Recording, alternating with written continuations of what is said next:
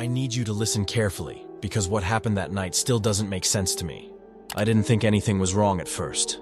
When you work 12-hour shifts in construction, your body feels wrong all the time anyway. Your knees ache even when you're sitting down. Your fingers stay curled like they're still gripping a drill. Your ears ring from machinery long after you've left the site.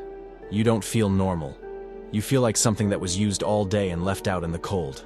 That's what I told myself the first week I moved into the apartment. 3 months ago, I was still sleeping in the same room I grew up in.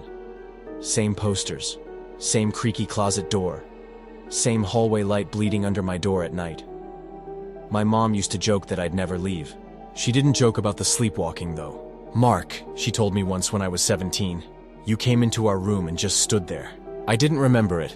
She said I stood at the foot of their bed for almost a full minute, not moving, just breathing. Then I turned around and walked back to my room. I laughed it off at the time, I always did, but when I moved out I thought maybe it had stopped. I was wrong. The apartment is small, suburban, near the city. Brick exterior, 3rd floor. One balcony that faces the parking lot. At night, you can hear cars on the highway if the wind blows the right way. It's not loud, just a steady hum like something breathing in the distance. I work 6 days a week, wake up at 5:10 a.m. every morning. Coffee tastes like dirt, but I drink it anyway. By the time I get home, it's usually close to 7 at night, sometimes later. The first time it happened here was about 2 months ago. I woke up at 6:30 a.m. standing outside, barefoot, on the balcony. The railing was cold against my stomach. I must have leaned into it. The drop isn't huge, 3 stories, but it's enough. My neighbor Ted was outside smoking when he saw me. "Hey, you good?" he shouted. I remember blinking at him. The sky was gray, early. My head felt full of cotton. I was gripping the balcony railing like I was about to climb it. I don't remember unlocking the door. I don't remember walking out. That's when I bought the camera. Just one. For the bedroom. Mounted in the corner above the dresser. Wide angle, clear HD. It sends notifications to my phone if it detects movement at night. I told myself it was just for peace of mind. The first few nights, nothing happened. I'd get home, shower, collapse into bed, sleep like a rock, but then it started again. I'd wake up tired. More tired than usual. Not construction tired, not physical tired. Something deeper, like I hadn't slept at all. I'd find things slightly off. Closet door cracked open when I was sure I shut it. Bathroom light on, a shirt on the floor. Nothing major, nothing dramatic, just small enough that I could blame myself. You forgot. You're tired. You sleepwalk. That's all. The first real thing happened on a Tuesday. Long day. We were framing a new house and the wind wouldn't stop. Everything felt like it was fighting us. I came home with sawdust in my hair and didn't even shower. Just fell onto the bed. I remember looking at the closet before I turned the light off. It was closed, I'm sure of that. I lay there staring at the ceiling. The highway hum in the distance. The fridge kicking on in the kitchen. Then, footsteps, soft, quick. Right outside my bedroom door. I didn't move. I told myself it was upstairs neighbors, or pipes, or anything else. My body felt like cement. Too tired to investigate, too tired to care. I turned over and slept. When I woke up the next morning, my bedroom door was open. I always sleep with it closed. I stared at it from the bed for a long time, trying to remember. Nothing. Just blank. That was the first day I checked the footage. I watched myself sleep for 8 hours. Nothing happened. I didn't move once. I almost felt relieved. See? You're fine. But that night I felt worse. Different like. It had been waiting. That sounds stupid, I know. It's just a room. Same couch, same TV, same narrow hallway. But the air felt thicker.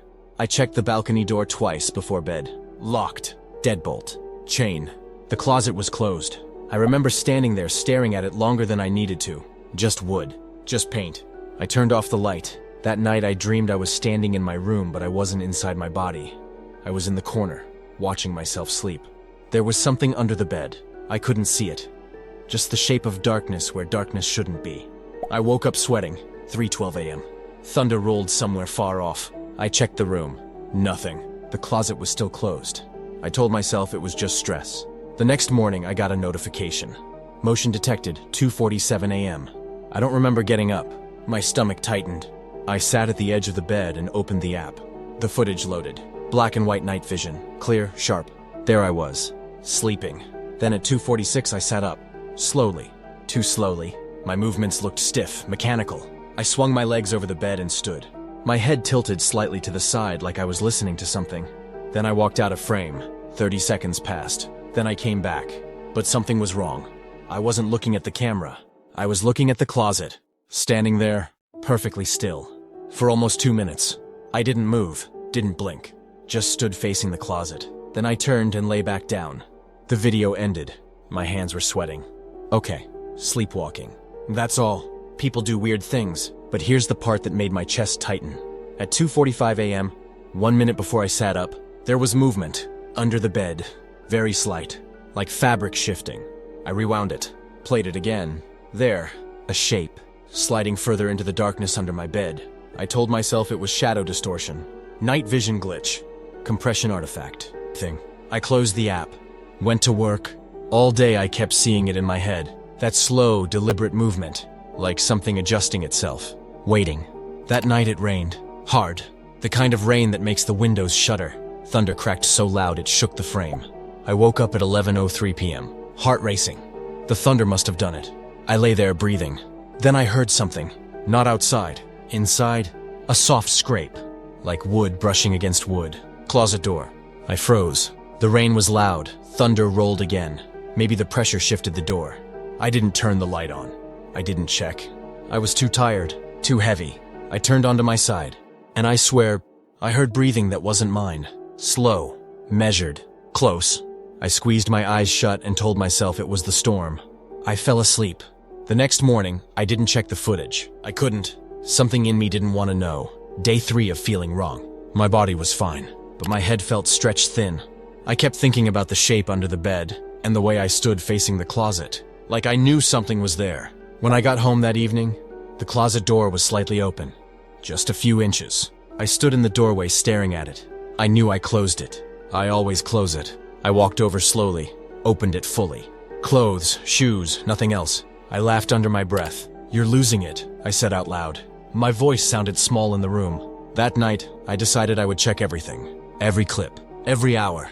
No more guessing, no more avoiding. But I didn't know yet that the first clip wasn't the worst one. And I didn't know that by the time the rain came back, I wouldn't be able to stay in that apartment another minute. I didn't check the footage that night. I told myself I would. I even sat on the edge of the bed with my phone in my hand. But my thumb just hovered over the app. I didn't want to confirm anything, because as long as I didn't look, it could still be nothing. I showered instead. A long one? Hot enough to make my skin sting.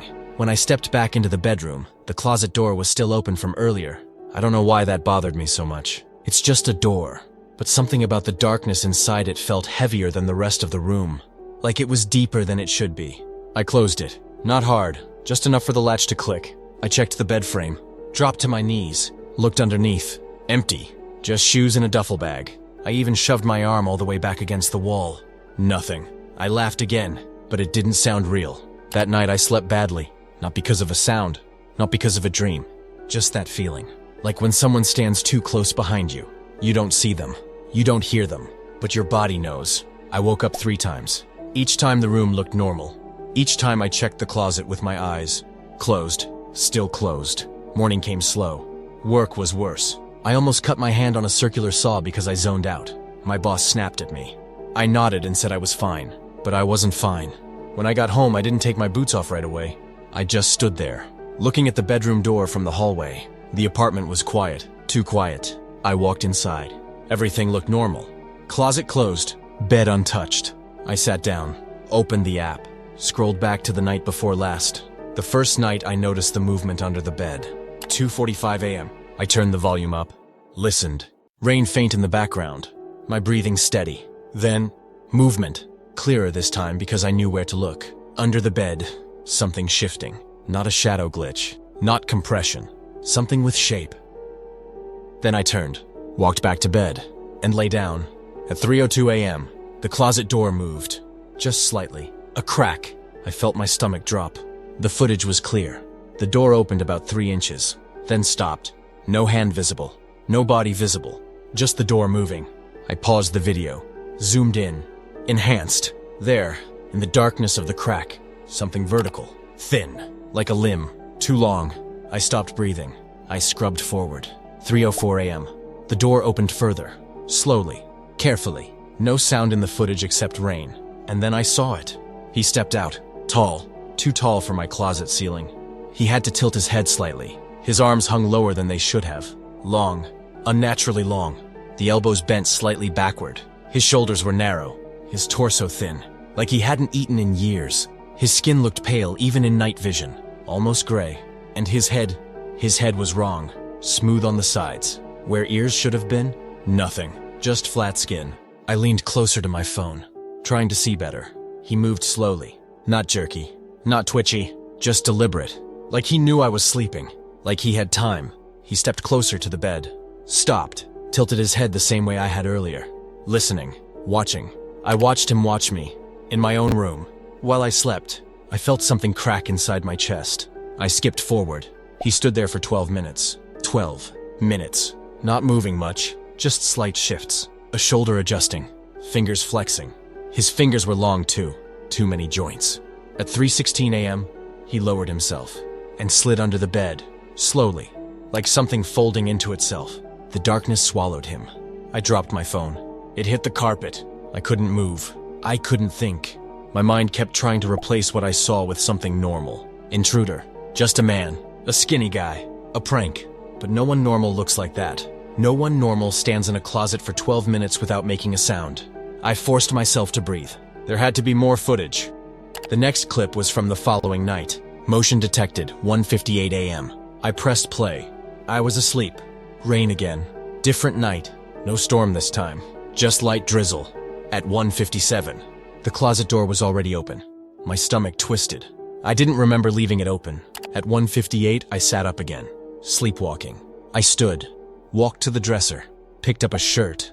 Then turned toward the closet. My movements were slow, but not stiff this time. More natural. Like I was actually awake. I stepped into the closet. And that's when I saw him clearly for the first time. He was already inside. Standing in the corner. Between the hanging clothes. Still. Watching. I froze the frame. Zoomed in. His face was thin. Cheeks hollow. Eyes too deep in his skull. And his mouth slightly open. Like he was breathing through it. Or smiling. I couldn't tell. No ears. Just smooth skin where they should have been. I watched myself reach forward. For a shirt. And my hand went directly through where his chest should have been. No resistance. No reaction. But he was still visible. Still standing there. Watching me. My heart was racing so hard I felt dizzy. In the footage I pulled the shirt down. Turned around. And walked back to bed. He didn't move.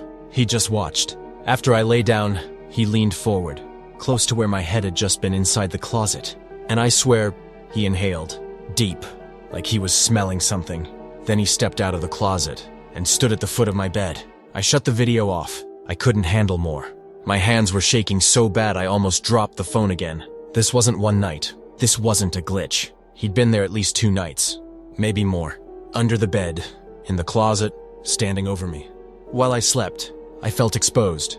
Like the walls weren't real. Like nothing was separating me from him. Looked at my closet. It was closed. But that didn't mean anything anymore. Because I knew what it looked like open. I knew what was inside it. And I didn't know how long he'd been there before I noticed. I don't remember deciding to check the current night's footage. I just remember my thumb moving. Scrolling to last night. The storm night. The one that woke me up at 11:03. Motion detected, 2:11 a.m. I hesitated. My chest felt tight. Then I pressed play. And this one was worse. The storm night footage starts quiet. That's the worst part. No dramatic movement. No instant reveal. Just rain crawling down the window behind me. The timestamp reads 2:11 a.m. I'm asleep on my side facing the wall. Thunder flashes white across the room through the blinds. For a full 30 seconds, nothing happens. I almost convince myself this one will be normal. Then the closet door moves. Not a slow creak like the first night. Not a gradual shift. It opens fully in one smooth motion. Like it was already unlatched. Like someone pushed it with confidence. He steps out immediately this time. No hesitation. No adjustment. He's taller than I remembered. His head nearly brushes the ceiling. His arms hang almost to his knees. Too long. Too thin. The joints in his fingers bend slightly wrong. Like they were designed for something other than holding. His skin looks stretched over bone. And his face. It's clearer in this clip. Clear enough that I have to pause it. His eyes aren't wide. They aren't exaggerated. They're just focused. Locked on me. Unblinking. No ears. Just smooth skin melting into the sides of his skull. His mouth hangs slightly open. Not smiling. Not frowning. Just parted. Like he's tasting the air. I press play. He doesn't go under the bed. He doesn't stand at the foot of it. He walks directly to my side. Each step is controlled. Measured. Like he's done this before. Like he knows exactly where the floorboards won't creak. He stands over me. I'm sleeping on my side. Completely unaware. Thunder shakes the window again. Lightning flashes. For half a second, the entire room goes white. And I see him clearly. Every line of his body. The length of his arms. The way his spine curves slightly forward. The absence where ears should be. When the darkness returns, he's closer. He kneels beside the bed. Slowly. His knees bend outward at an angle that makes my stomach twist. He reaches into something at his side. And pulls out a knife. Not a huge one. Not dramatic. Kitchen-sized. Simple. Metal reflecting faint light. My heart is pounding so hard I feel like I'm going to black out just watching. He doesn't raise it. He doesn't swing it. He just holds it loosely. Then he leans forward. Until his face is inches from mine. I watch my sleeping body on the screen. Completely vulnerable. My mouth slightly open. Breathing slow. He inhales. Deep. Long. Like he's savoring it. Like he's memorizing the smell. He tilts his head slightly. Just like I did on the first night in front of the closet. Mirroring. Studying. The knife hangs in his hand. Pointed toward my throat. But he doesn't press it down. He just watches me. For almost a full minute. I realize I haven't blinked. I haven't breathed. My vision feels fuzzy. At 2:14 a.m., my sleeping body shifts slightly. Just a small movement. And he freezes. Completely still. Even more still than before. Not breathing. Not adjusting. Just staring. Then, he slowly lowers himself. And slides under the bed again. Still holding the knife. The footage continues. Nothing else happens. At 3:01 a.m., I sit up in bed. In the video. Sleepwalking again. I turn. And I look directly at the camera. For a second, I think I'm looking at myself. But something is wrong with my expression. My face is blank. Completely blank. Not sleepy. Not confused. Just empty. Then I look down. Toward the floor. Toward where he's under the bed. And I nod. Once. Small. Subtle. Like acknowledgement. Then I lie back down. The clip ends. I don't remember nodding. I don't remember waking up at 3:01. I don't remember anything. I dropped the phone. This time I couldn't even catch it. It hit the floor face down. I was breathing too fast. My chest hurt. My ears were ringing. He had a knife. He was inches from my throat. He was under my bed right now. Right now. The thought hit me so hard I almost vomited. I slowly turned my head toward the bed. I was sitting on it. If he was under there, if the footage was real, he was beneath me, holding a knife. I stood up so fast I almost fell, backed away from the bed. My legs felt weak. I stared at the space underneath. Dark, quiet, still. I didn't drop down to look. I couldn't. Instead, I grabbed my phone, my keys. I didn't even put shoes on. I ran out of the apartment, didn't lock the door, didn't turn off lights. I ran down the hallway and started pounding on Ted's door. Hard, over and over. Ted! My voice cracked. Ted, open the door. It was 11 p.m. I didn't care. The door swung open and he looked confused at first. Then he saw my face. Mark, what the hell? There's someone in my apartment. The words came out broken. There's someone in my room. He's been there for days. Ted didn't hesitate. He grabbed his phone. Called the cops immediately. We waited in his living room. I couldn't sit. I kept pacing. I showed him the footage. All of it. Under the bed. The closet. The knife. Ted watched silently. His jaw tight. When the cops arrived, I rushed them through everything. They went into my apartment. Guns drawn. Flashlights sweeping every corner. They checked under the bed. Inside the closet. The bathroom. The balcony. The vents. Nothing. No forced entry. No footprints. No sign anyone had been there. They checked the knife drawer in my kitchen. All knives accounted for. No missing blade. They asked to see the footage. I opened the app, scrolled to the Storm Night clip, pressed play. The room was empty. Just me sleeping. No closet movement. No figure. No knife. Nothing. I scrolled back to the earlier nights. Same thing. Just me, sleepwalking. Standing in front of the closet. Opening it. Putting on a shirt. Staring at the camera. Under the bed. Nothing. No movement. No shape. No man. Ted stared at the screen. Then at me. The cops asked if I'd been under stress. If I'd been sleeping enough. If I had any history of hallucinations. I told them about the sleepwalking. About my parents. They nodded slowly. One of them suggested maybe I should stay somewhere else for a few nights. Just to clear my head. They left after 30 minutes. Ted offered his couch. I accepted. I didn't want to go back inside my apartment. Not alone. Not tonight. As I lay on Ted's couch staring at his ceiling, I tried to convince myself it wasn't real. That exhaustion does things to the brain. That sleep deprivation creates vivid distortions. That stress builds narratives. But there's one thing I can't explain. When I ran out of my apartment, I remember the closet door was closed. I'm sure of it. I remember glancing at it as I grabbed my keys. It was shut. But when the cops walked through, the closet door was open.